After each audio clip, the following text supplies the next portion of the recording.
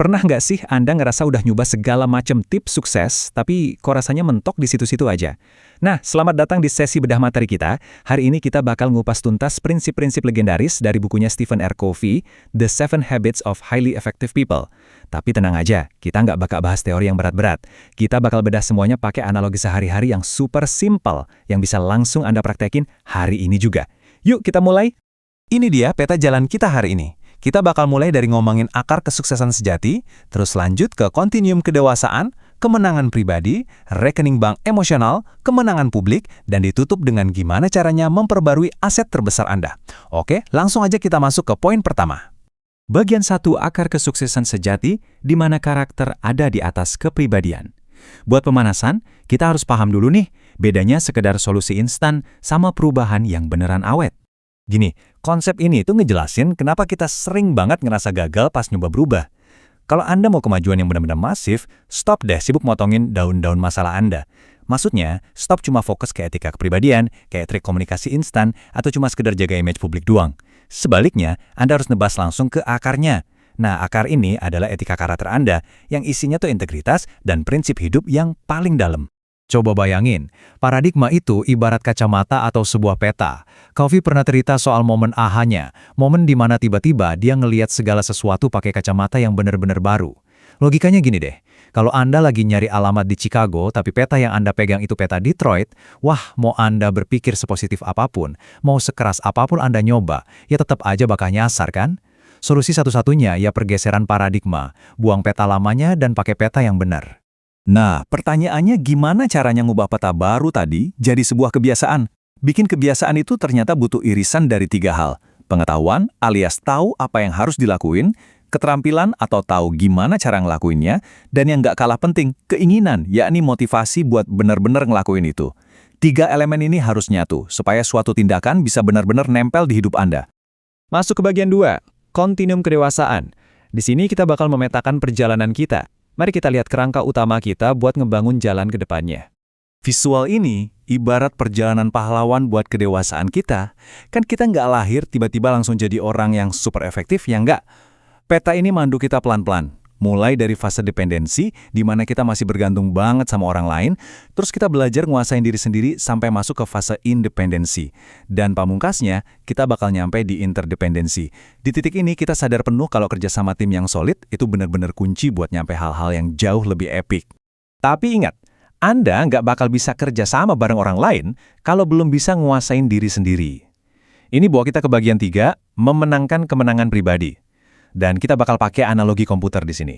Analogi komputer dari Covey ini jenius banget buat mahamin 3 kebiasaan pertama. Sederhananya gini, bayangin diri Anda itu sebuah sistem komputer. Langkahnya cuma 3. Pertama, sadari kalau Anda adalah pemprogramnya. Kedua, tulis programnya. Dan ketiga, jalankan programnya setiap hari.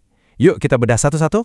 Kebiasaan 1 ngajarin kita kalau di antara sebuah kejadian dan reaksi kita, ada ruang bebas di mana kita bisa memilih. Ingat, Anda itu pemprogramnya.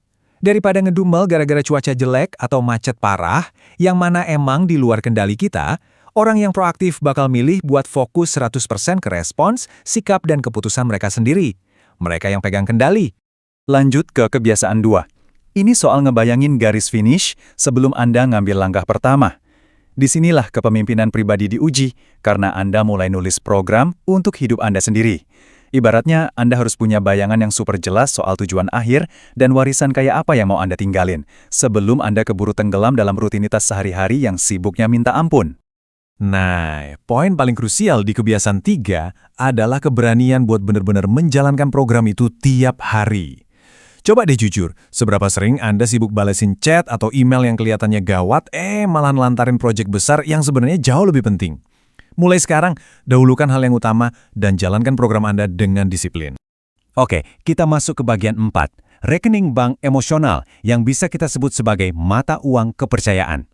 Ini adalah fondasi yang super penting sebelum kita mulai berkolaborasi di ruang publik. Sama persis kayak rekening keuangan di bank, tiap interaksi Anda sama orang lain itu entah jadi setoran yang nambah kepercayaan atau malah jadi penarikan yang murah saldo, dengerin curhatan teman atau nepatin janji, itu setoran besar. Tapi kalau ngingkari janji, itu jelas penarikan. Nah, saldo yang positif atau rasa aman dari rekening emosional inilah yang jadi syarat mutlak kalau kita mau kerja sama tim yang benar-benar dalam. Bagian 5, memenangkan kemenangan publik, di mana kita menguasai kerja sama tim. Kalau saldo kepercayaan kita udah tinggi, kita siap nih buat berinteraksi dan berkolaborasi sama dunia. 3 kebiasaan berikutnya ini yang bakal ngubah kita dari sekedar pemain solo, jadi bagian dari ekosistem yang luar biasa. Di kebiasaan 4, kita selalu nyari titik menang-menang, pokoknya saling menguntungkan. Terus, di kebiasaan 5, kita dengerin orang lain persis kayak dokter yang lagi periksa pasien. Kita diagnosa dulu, baru ngasih resep, alias berusaha mengerti lebih dulu. Dan di kebiasaan 6, kita bersinergi. Maksudnya, kolaborasi yang kita bikin itu hasilnya bakal jauh lebih gede daripada sekedar digabungin biasa. 1 tambah 1 bisa jadi 10. Sampailah kita di bagian 6, memperbarui aset terbesar Anda. Ini adalah perawatan untuk spiral yang mengarah ke atas. Tapi pertanyaannya, gimana caranya kita jaga ritme seproduktif ini tanpa jadi burnout? Jawabannya ada di kebiasaan 7. Ingat, aset paling berharga yang Anda punya itu ya diri Anda sendiri.